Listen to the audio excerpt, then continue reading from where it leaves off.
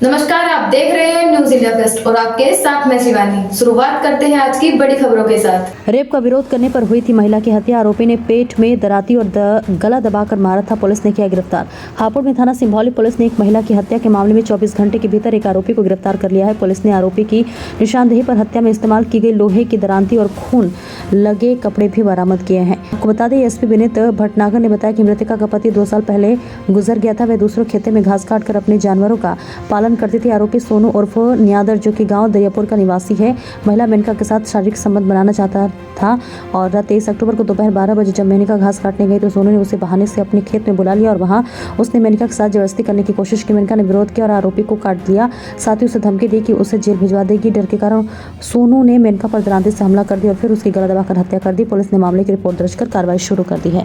हापुड़ से अभिषेक कश्यप के साथ पंकज उपाध्याय की देखिए खास रिपोर्ट। देखिए, सिंभौली क्षेत्र में गांव दरियापुर पड़ता है।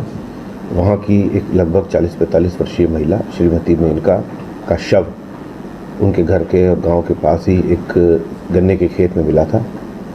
शरीर के ऊपर कुछ चोटों के निशान थे। इसके अलावा कपड़े काफ़ी अस्त व्यस्त थे।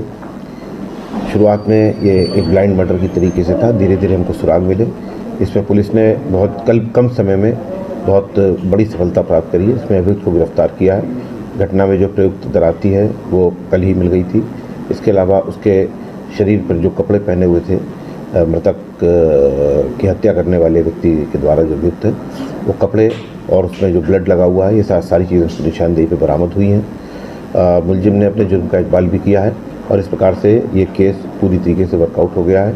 इसमें कठोरतम कार्रवाई की जाएगी और अच्छी विवेचना करके इस जघन्य अपराध में जो संलिप्त है व्यक्ति, उस व्यक्ति की गतिविधियों पर कुछ लगाने के लिए और लोगों को इसके बारे में जो है जानकारी हो कि इस प्रकार से करना जो है समाज के विरुद्ध है।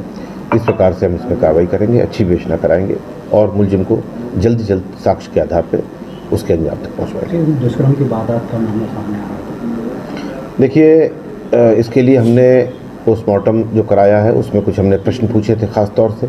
साथ ही साथ पोस्टमार्टम को हम लोगों ने वीडियोग्राफी के साथ और एक पैनल के द्वारा करवाया है। कुछ शारीरिक द्रव्यों की स्लाइड्स बनाई गई हैं। उनका मिलान करके ही ये बात स्पष्ट हो पाएगी।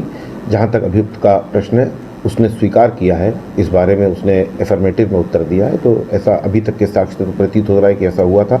बाकी पुष्टिकारक रूप से तो जब स्लाइड्स का मिलान हो जाएगा तभी इसके बारे में कुछ कहा जा सकता है। घटना में रीजन क्या रहा महिला की हत्या करने का?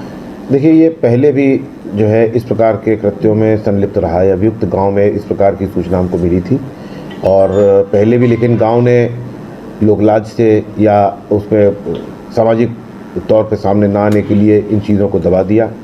गांव में इस प्रकार की घटनाएं पहले भी इसने करी हैं। कुछ में सफल हुआ, कुछ में नहीं हुआ। इस प्रकार की जानकारी आ रही है। इसके बारे में भी हम और गहराई से जानकारी करेंगे। ये भी एक महत्वपूर्ण साक्ष्य है। तो ये इस प्रकार से इसी फिराक में रहता था। ये महिला चूँकि इनके पति का देहांत हो चुका था, ये कमज़ोर आर्थिक इनकी पृष्ठभूमि थी, तो ये उनको इस प्रकार से मिसयूज़ करना चाहता था। उसने मिसयूज़ करने का प्रयास किया और उसके बाद जब इसको शक हुआ और जब इसको लगा कि ये बात सामने आ जाएगी तो इसने इस घटना को अंजाम दिया है और एक महिला की परिस्थिति का लाभ उठा करके ये उसने घटना के साथ कारित करना चाहता था। लेटेस्ट अपडेट के लिए हमारे चैनल न्यूज इंडिया फर्स्ट को लाइक, शेयर एंड सब्सक्राइब करें एंड यस, बेल आइकन को प्रेस करना ना भूलें।